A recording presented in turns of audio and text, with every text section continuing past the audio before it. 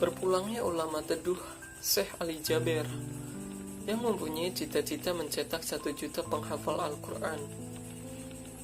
Dakwah-dakwahnya yang sejuk juga mewujud dalam laku keseharian Syekh Ali Jaber. Pesan-pesan persaudaraannya pun menggaung sampai ke para pemeluk agama lain. Nasi kebuli menjadi sajian wajib tiap kali Mahfud MD bertandang ke kediaman Syekh Ali Jaber. Makanan khas Arab itu memang kegemaran sang sohibul hayat selain durian. Kali terakhir mereka bertemu, Syekh Ali juga menghadiah Mahfud buku-buku doa, tasbih, dan parfum dari Timur Tengah. Selain itu, pria kelahiran Madinah, Arab Saudi, 44 tahun silam tersebut punya panggilan sendiri untuk Menteri Koordinator bidang politik, hukum, dan keamanan tersebut, yaitu ayahanda atau guru.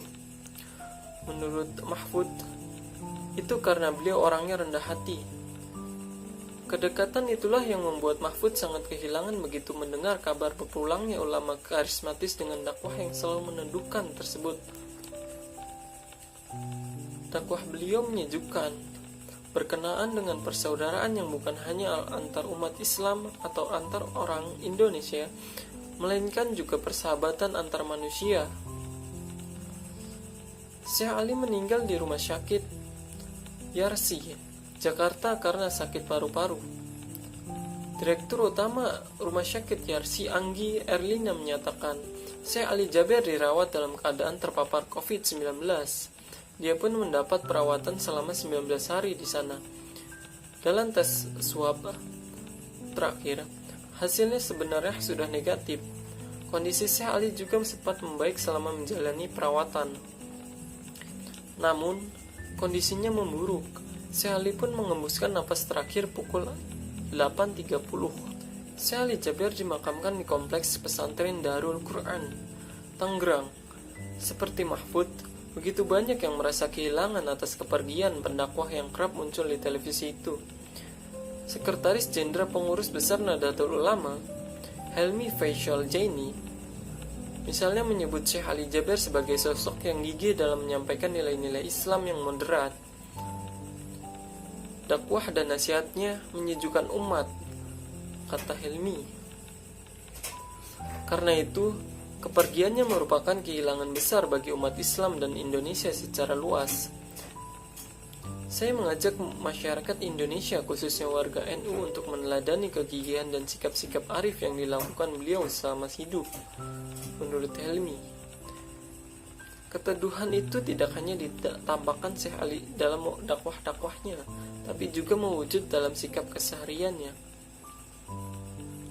Pada 13 Agustus tahun lalu, saat mengisi tausiah di Masjid Falahuddin, Tanjung Karang, Lampung, Syekh Ali diserang pria berinisial AA.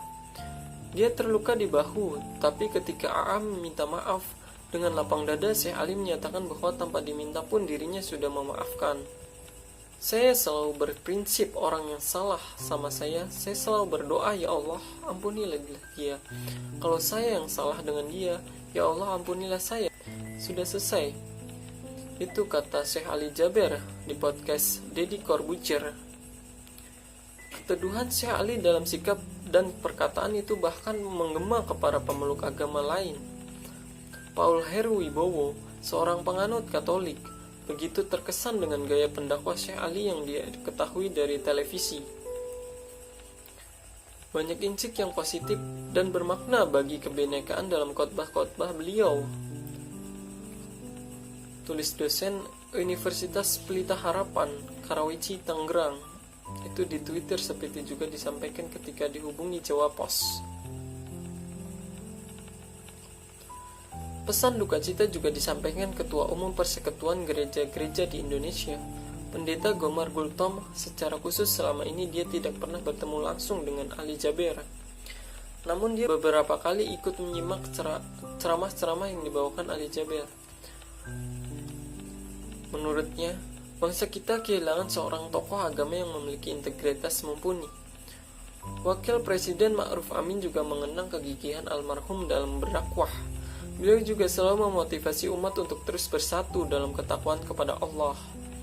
Kata dia, Yusuf Kala, mantan Wakil Presiden sekaligus Ketua Dewan Masjid Indonesia, juga memuji dedikasi Syekh Ali Jaber dalam syiar agama. Menurutnya, almarhum telah berdakwah dari masjid ke masjid di seluruh Indonesia. Salah satu cita-cita almarhum yang belum terwujud adalah melahirkan 1 juta penghafal Al-Quran. Menurut adik almarhum, insya Allah kita akan lanjutkan keinginan beliau bersama para sahabat dan Habib.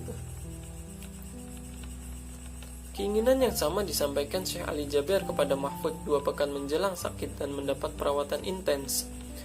Saya mau mencetak 1 juta penghafal Al-Quran. Dalam beberapa tahun sudah bisa.